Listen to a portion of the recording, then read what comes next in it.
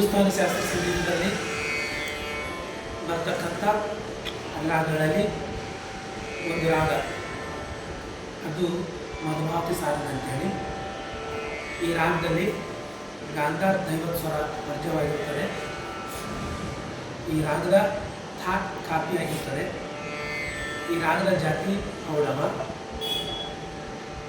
ರಸ ಶೃಂಗಾರ, ಆರೋಹ ಸರೆಮಪ ನೇಸ, ಅವರೋಹ ಸ್ವರ ಸಾನಿಪ ಮನೇಸ.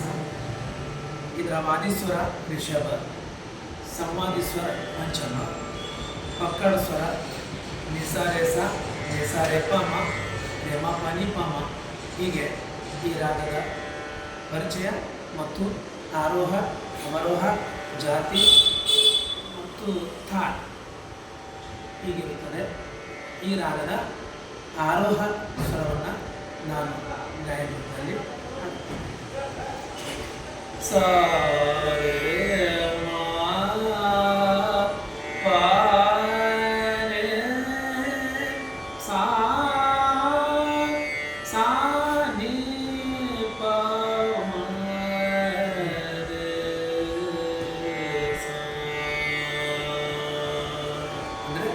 ಈ ರಾಗದಲ್ಲಿ ನಿಷಾದ್ ಸ್ವರ ಪೂರ್ಣವಾಗಿದ್ದು ಇದೆಲ್ಲ ಸ್ವರಗಳು ಶುದ್ಧವಾಗಿವೆ. ಅಲ